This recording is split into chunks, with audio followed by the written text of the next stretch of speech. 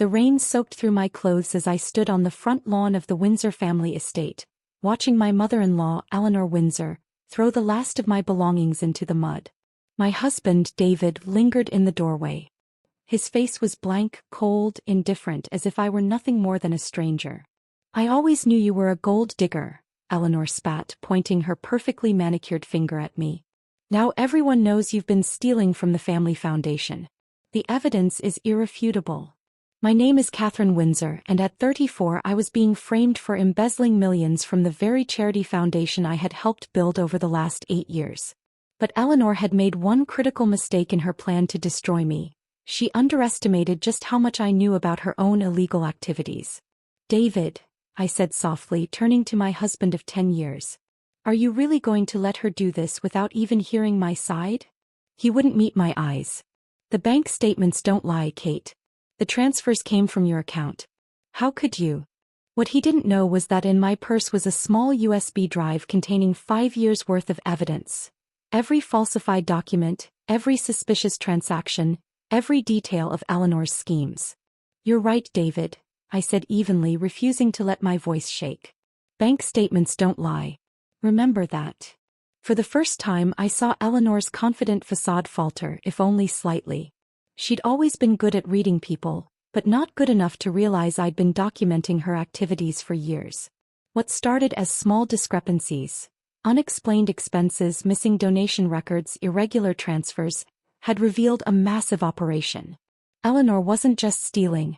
She was laundering millions through the very charity she pretended to cherish. "If you ever try to come back," Eleanor warned, her voice sharp, "I'll make sure you face criminal charges. The police are already investigating." I bent to pick up my rain-soaked suitcase, keeping my composure. "Interesting threat, Eleanor.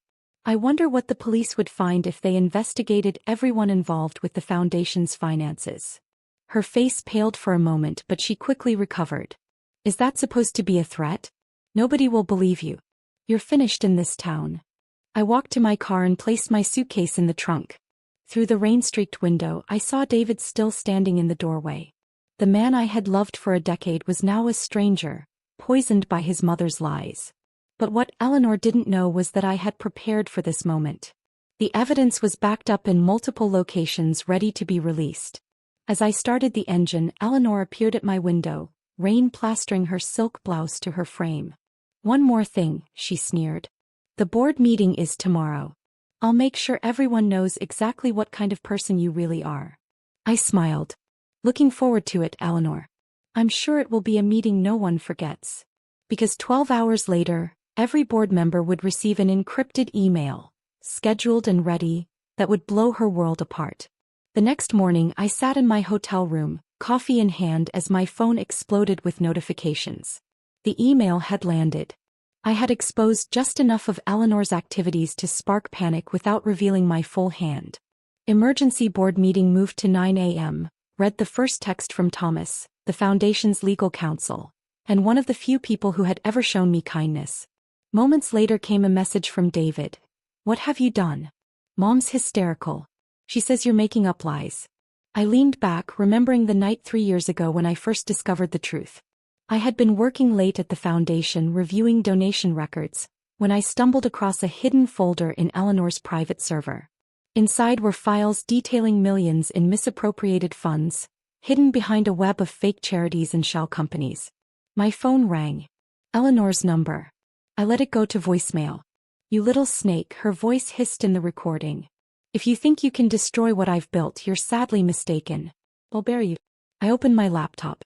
The first email had been nothing but a warning shot, evidence of minor irregularities. The real bombshell was still waiting. Thomas called next. "Kate, it's chaos here. Eleanor's trying to call an emergency vote to dissolve the board.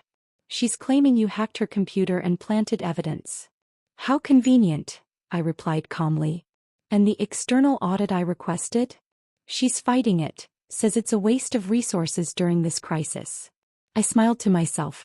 "Check your email in 5 minutes. I'm sending you something she really won't want anyone to see." The file I sent him detailed Eleanor's largest scheme yet. A fake children's hospital in South America. Millions raised. Glowing press coverage. Elaborate fundraising galas. But the hospital didn't exist.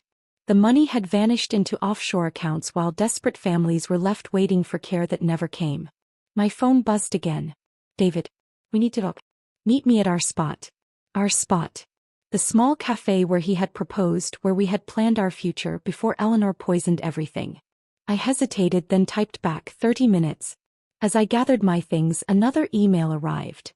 This one from Agent Sarah Martinez of the FBI's Financial Crimes Division. Evidence received. Moving forward with the investigation.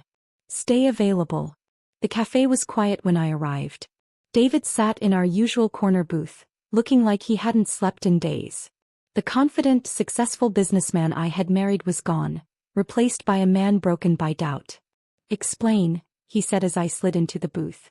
His voice cracked. Please tell me you didn't actually hack into Mom's servers. I reached into my bag and pulled out my laptop. I didn't need to hack anything, David. Your mother gave me access years ago. Remember when she made me head of operations?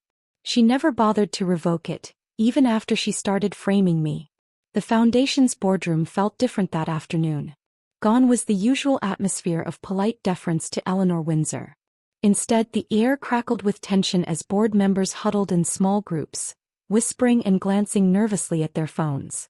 Eleanor sat at the head of the table, her regal posture stiff with barely contained rage. When she saw me enter with David by my side, her eyes widened in disbelief. You dare show your face here? She snarled, rising to her feet. Security. Sit down, Mother, David said quietly. Everyone needs to hear this. Thomas, the Foundation's legal counsel, cleared his throat from the far end of the table.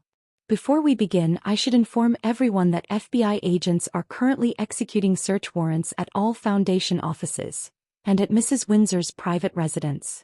The room erupted in chaos. Eleanor's face drained from crimson to chalk white. This is ridiculous, she shouted above the noise. This woman, she jabbed her finger at me, has orchestrated a campaign of lies to destroy this foundation.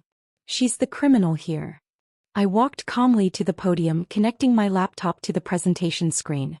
Let's talk about crimes, Eleanor. Shall we start with the non-existent children's hospital in South America? Or perhaps with the shell companies you've been using to launder donation money? The screen flickered to life, displaying 8 years of careful documentation. Bank statements, emails, photographs, transaction logs. That's enough. Eleanor lunged for the podium, but David caught her arm. It's over, Mom, he said, his voice breaking. I've seen everything. The fake charities, the offshore accounts, the families you exploited. How could you? Eleanor's composure cracked. Everything I did was for this family. To maintain our position, our influence. You think your father's legacy could survive on legitimate charity work alone? The board members watched in stunned silence as their celebrated philanthropist revealed her true nature.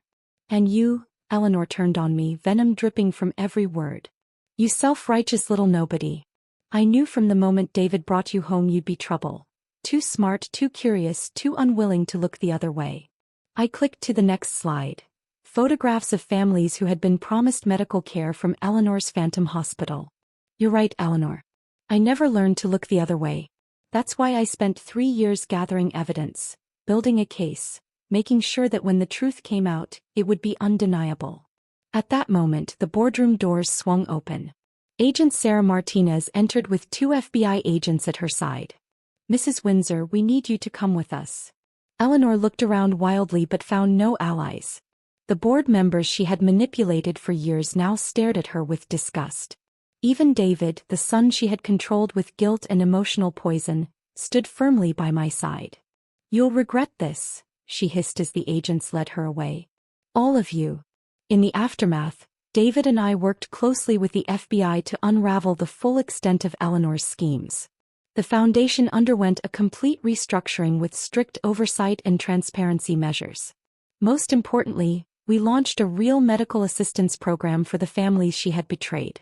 6 months later, I stood at the same podium, but this time to announce the foundation's legitimate achievements.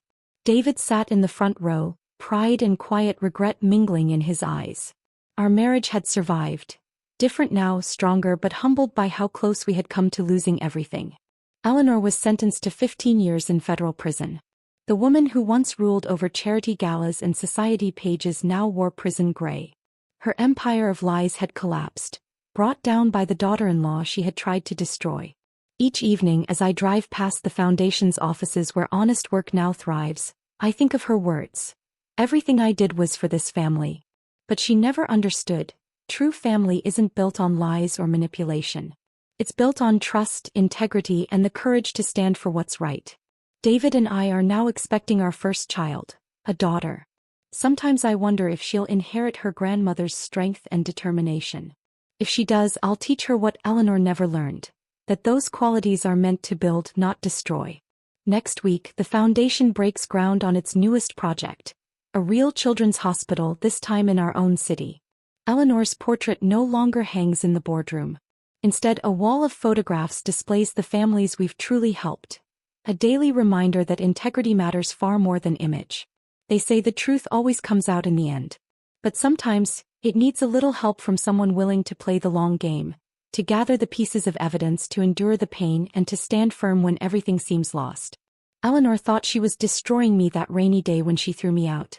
Instead, she only succeeded in revealing who she truly was, and who I could become when pushed to fight for what's right.